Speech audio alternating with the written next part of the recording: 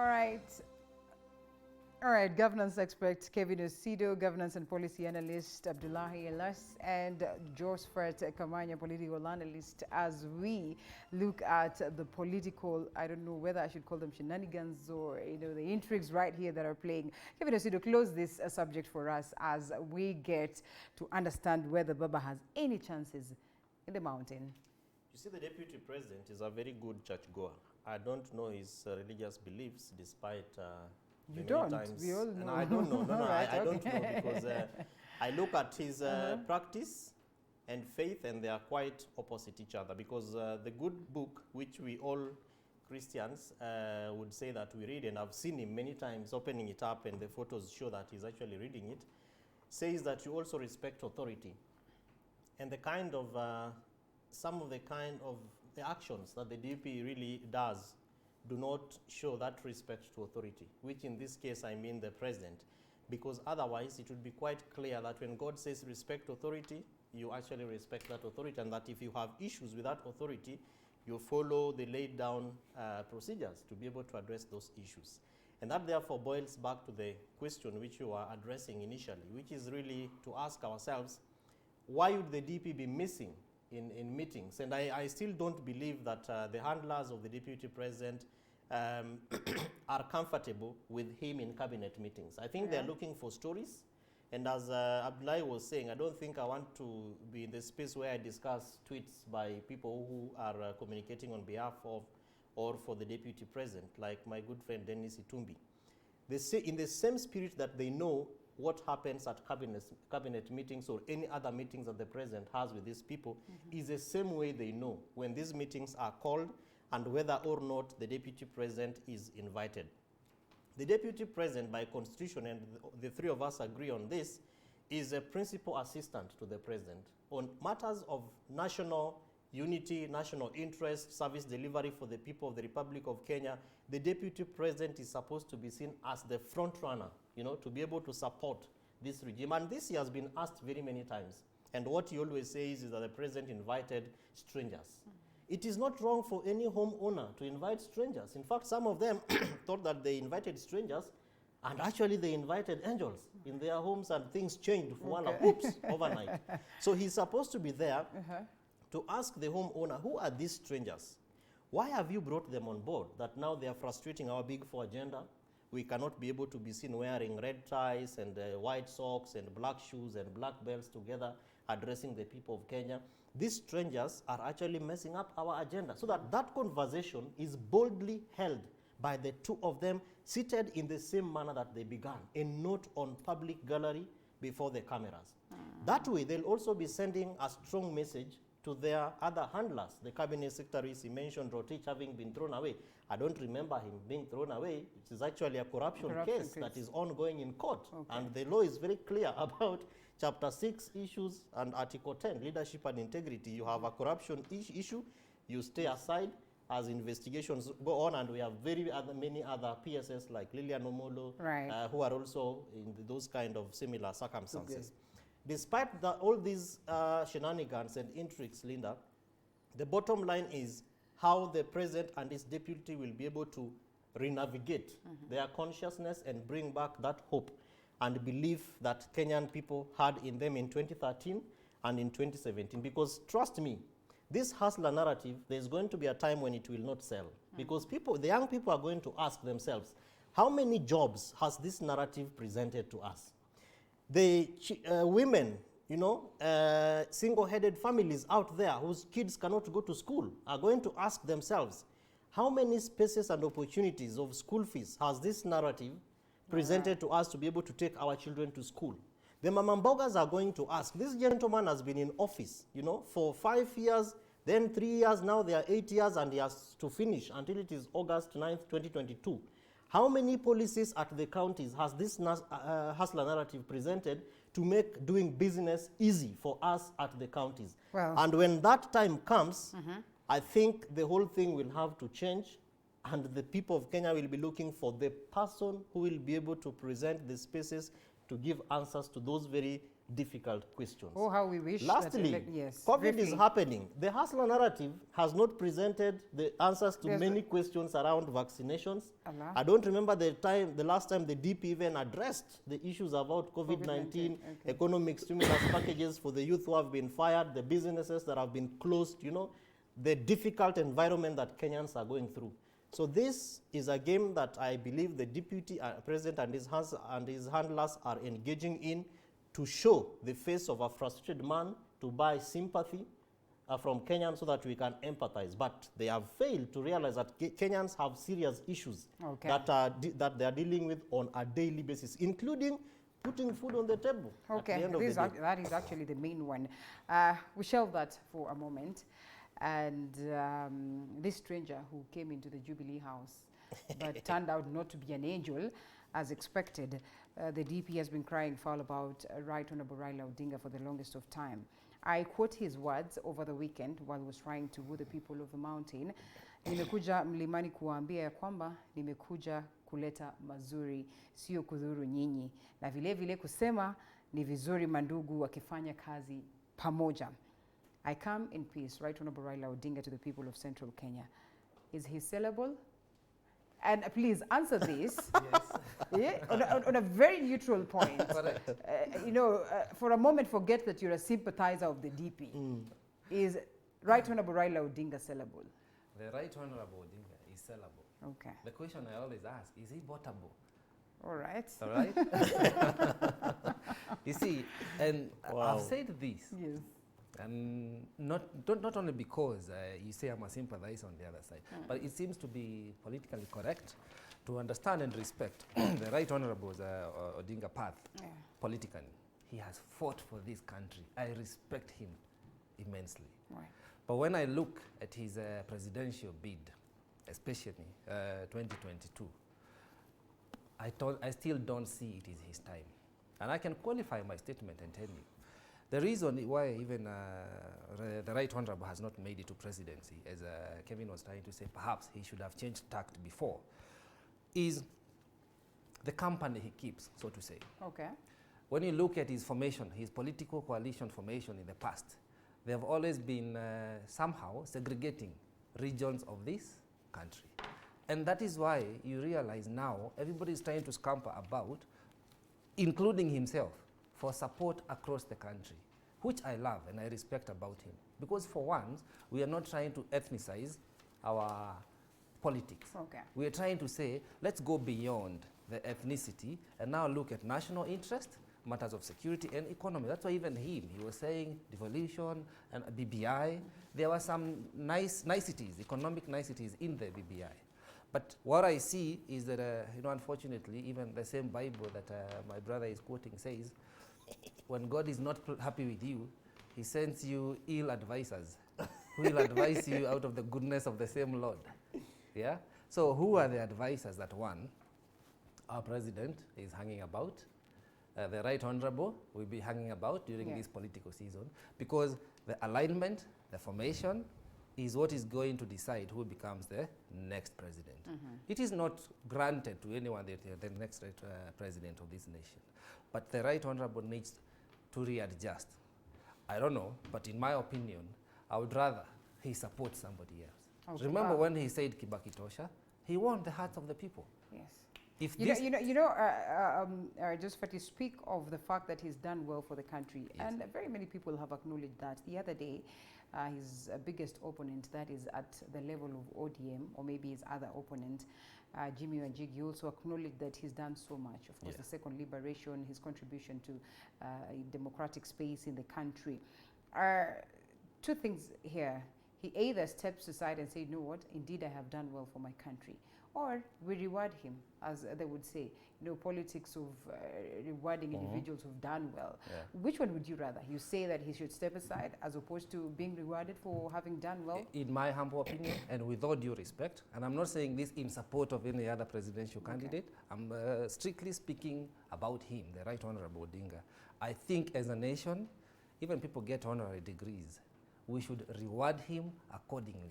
As a freedom, political, economic fighter for this nation. Is it Zambia just the other day accorded, well, a person who probably has not even gone to levels of Right Honorable Raila Odinga in terms of fighting for liberation or addressing the issues of the nation, but has run for presidency for like 5 times. The 6th time he garners it.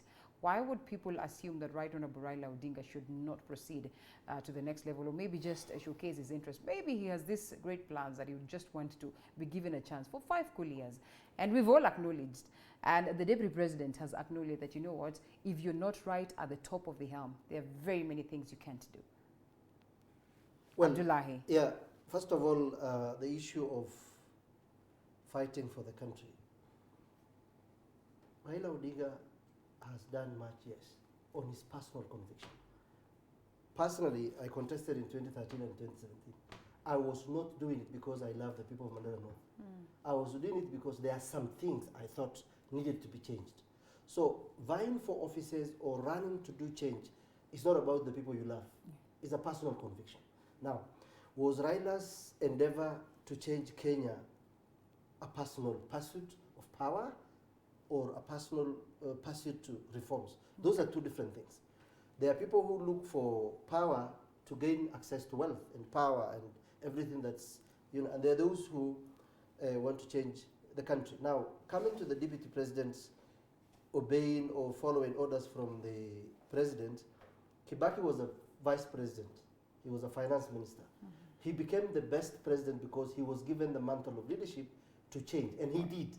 That was personal. So that is also the effect of leadership the individual has on how to change things. Does he deserve to be accorded or give? That's for Kenyans, because this is not a monarchy. You cannot just be rewarded. You have to go out there and then you seek votes and then you are elected. The issue of is he sellable in Mount Kenya? There is a song. I don't know. Someone can help me read this. Okay. Mount It is Kenya. written in Kikuyu. Or Kikuyu. Is it, please. Yeah, you can help me there. Okay. There's a song. I did some research. All right. So you can read that so people can hear. Oh, it says, kanyoni gakwa we hitha hithe, na wono dore wakwa. What does that mean? Ujifiche fiche. If you sin, then you're not mine. When was My that? bad. When was that? During the freedom fighting. Freedom Okay. fighters. Oh, Some wow. people have taken some oath, and the Kenyans don't know that. Okay. So those people must go back and cleanse the oath so that those things are changed. That's History. yes, that's one. Two is this. Okay. The issue of Zambia. If you look at Edgar and the Gotv guy, those guys were the guys who were given to change the country. One was a lawyer, one was supposed to do the reforms. One has made wealth, but at least wanted to do reforms. The other one drank his money through whatever he did. Now, does it mean that Kenyans must reward Raila to do the presidency because he fought for Kenyans? Fighting for Kenyans was not part of the deal. Personal conviction is what drives men. That's what killed Pinto. That's what killed J.M. Kariuki. That's what killed Christopher Omba. Personal convictions is the thing about men. It has nothing to do with the love. I am running for an office. I don't love the people. I think I have something. I believe in things. I have read the Constitution. I have traveled around. I have certain things in my mind that I want to bring the change, not because I love my people. Hard reality. All right. Is he sellable in the mountain? Yes or no? If not, what can he do to reverse the same? Because it appears that this is his great headache. Linda, Mount Kenya is not just the former Prime Minister's headache. In fact, all the presidential candidates have that as a headache. And that is why, for instance, the Deputy President, I don't remember the number of times he has gone to his backyard as opposed to Mount Kenya. And the reason basically is because our politics is done based on numbers. If you look at the projected numbers for by IEBC, both 2017 and what is expected in 2022, Mount Kenya has more than 5.2 million votes. That is short of 100,000 votes, which Raila Odinga got to be second runners-up, 5.3 million in 2013, and then of course 6.7 in 2017, 44.7%.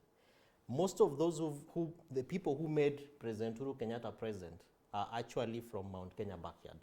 So everybody who wants to run for office in 2022 is interested in Mount Kenya, including Mheshimiwa Mudavadi. He has been to that place much more times than he has been to the coast.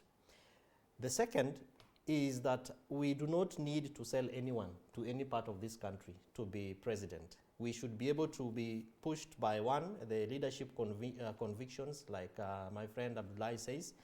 But number two is service delivery.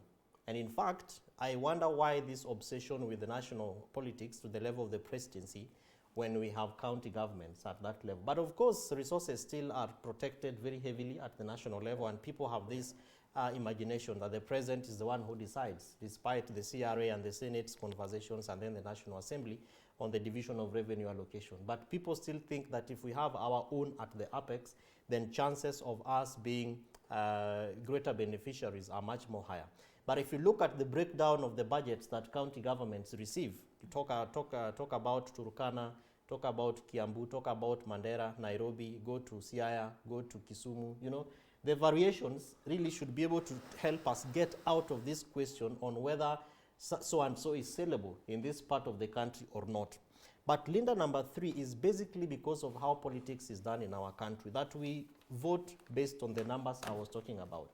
So for Mheshimiwa Raila Odinga to be seen to be an ardent presidential candidate, he has to be seen also going to Mount Kenya, because he can decide not to and say, I have my backyard, I can go to the lake, I can go to the coast, I can go to Western, I can go to Rift Valley and pick a few pockets from Uasin Gishu and Elgeyo Marakwet and the several other counties there, the Lake Region block. And then the question is, will you be able to be guaranteed of 50% plus one, even if you were to have coalitions? Because from the numbers, it is clear that there is no presidential candidate once declared by EBC, including the deputy president, who will be able to have a first shot on the presidency. There will be a runoff because of the constitutional requirements. So if you look at the numbers, everybody wants to go back to Mount Kenya. But for me, and the Uhuru Kenyatta succession and transition will be whether President Uhuru Kenyatta will accompany the former Prime Minister to Mount Kenya. Wow. If that will happen, or when that will happen, then as Kevin Osido, I will be pacified that the president actually is interested in having the former prime minister as his candidate, and that he could probably be assured of voting for him. But if he will sit back and then summon people to Sagana and say, this is my candidate, then Mheshimiwa Raila Odinga, to answer the question you asked, what next should he do? Should begin thinking otherwise. And even if possible, engage with the deputy president, because those are likelihoods. The best politics that Mheshimiwa Ruto has learned have been through the former president, the late Mheshimiwa Moi Daniel, and the right honorable former Prime Minister Raila Odinga. So those to me will be the indicators on whether Mount Kenya will make sense to the former Prime Minister or not. But of course, I also know that he wants to be seen to be this good brother of the president whom we have a handshake with, and we have this journey, we are working together. I support him. I will not call for Mandamano Wednesday because he's my brother. I will support the agenda. So he has to go back to the village and tell them, I mean nothing. Yes, of course, there is Raila phobia, but that is historical. Let's disregard these issues of oaths and all that. We have transited the bulk of those who are going to vote in 2022. Were not there when these oaths were being taken. Is it so? All right. Niliambia Uhuru, wewe uko ndani ya serikali, mimi niko nje, lakini nitakuwa na kuonesha vile tutaendesha. Nitakuwa mshauri, lakini tusimame na wewe mbele ya Wakenya, tusalimiane.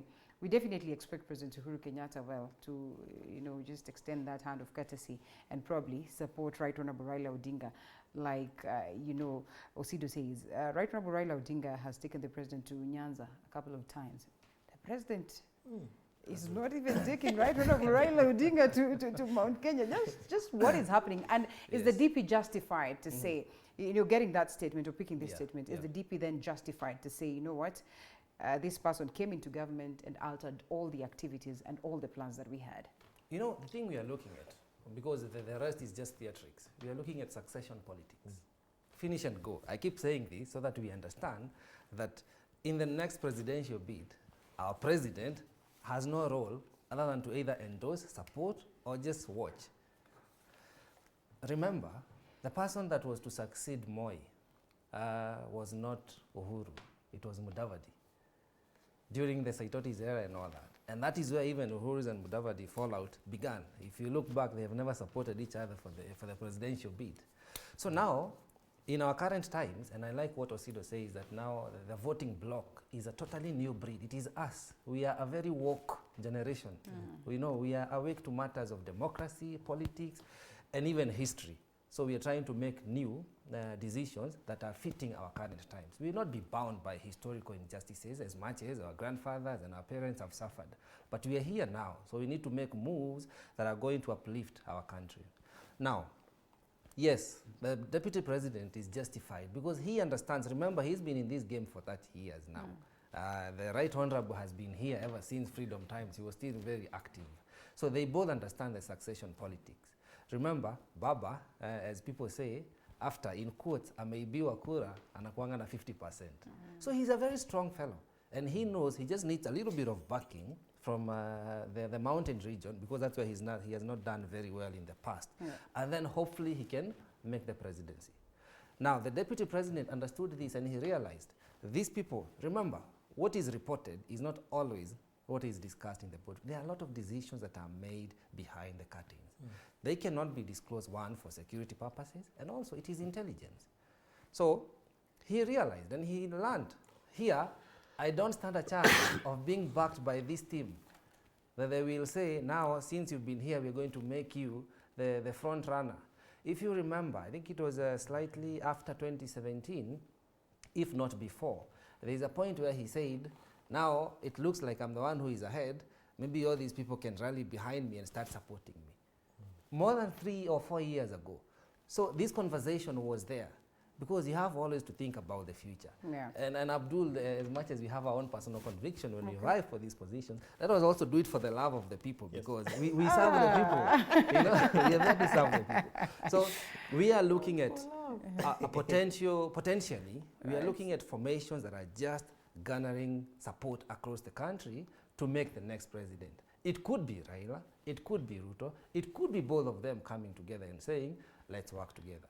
I agree, our president has not given any indication on supporting Raila. He has given much indication on not supporting Ruto. That is clear, it is in the open. So what he does next is what everybody is almost waiting to see. That is clear if and only if they're not playing a game with us. Yes, there is also that. It could be theatrics. It can be to this level, Abdullah. It can be to this level, honestly. The final thing is we are also waiting. You know, people are eager to see who is going to deputize the Ruto, and who is going also to deputize. Right Honorable Raila Odinga. Is he going to pick a candidate from the mountain or what? Well, I think there is no doubt that Mount Kenya has huge votes, but it's also the battling ground because they have no presidential candidate. So it's not that the Kikuyus are loved so much that everyone is going for their votes. No, they do not. This time, there is no formidable, strong candidate. The word is yet, as of now. You don't know. You will surprise us. 1 year to election surprising us is strategically not the best. But there's Njigi. Oh, Jimmy Wanjigi. Yeah, there is Mwangi Wairia. I am not talking. There is Kenan. Yes, I'm not talking. Now. There's Mwangi Kionjori. Oh, okay, Mwangi Kionjori is not There is Speaker of the National Assembly, Joe Muturi. Hallelujah. Amen. Now, this is what's going to happen. Yeah. First of all, President Uhuru Kenyatta is enjoying his moment right now. He's keeping Raila very close, yes, but still making Raila every morning go to the mirror and ask, why is Uhuru not taking you to Sagana? We don't know what. Remember, President Uhuru one time told us that he's going to surprise Kenyans with his choice. Right now, what we are doing is speculation. But between Ruto and between Raila, two things is, I think, Uhuru considering. One is Raila is aging.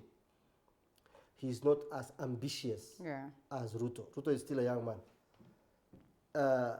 Is he saying that maybe give him the chance to lead the country for 5 years, but are there cards that we don't know?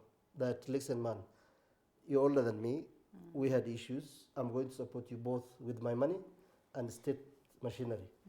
But I need, the constitution change and then someone from Central Kenya to have a prime minister. whether himself or someone else. So a lot of things are at play. Because there is no way President Uhuru will just give Raila the presidency, give him the state, give him his tribe. It doesn't work like that. What is the end game for President Uhuru Kenyatta? Is he going to surprise us, telling us that he has another candidate, maybe Musalia Mudavadi and Gideon Moi, and then all of us have disarray. We start reorganizing everything again. Now, what we're going is important right now is this. I will say that the president has done good in some front. When he gave that interview, you and I are trained as a media personality to listen to what the person is not saying, Yeah. not what he's saying. You will see a very angry president. If you looked at that, he was very angry, keeping a lot of things to himself. He's angry because, one, Mount Kenya is losing the grip of the presidency as we speak until something changes. 3 is he has the money, he has the state, and he has the tribe. Where to take them is the biggest headache. Because you do not know, when you give Raila the presidency, you are not giving him the state house. Right. You are giving him the entire machinery of government, the infrastructure of government, National Intelligence Service, police, military, treasury, everything. Look at what the Zambia guy has already done. He has changed the military guy, he has changed the police guy. Yeah. What if Raila comes in and then he changes the National Intelligence guys, he changes the military, puts there another Turkana or guys, tin treasury, take everything and then tell Raila, listen, you guys, Uhuru has been dealing with this government for the last 30-some years. Shh, walk away. What happens? Because you don't trust a very aggressive, learned, strong man like Raila, just like that. So there are a lot of things that are happening behind the scene All right. that we do not know that maybe the president is not comfortable with.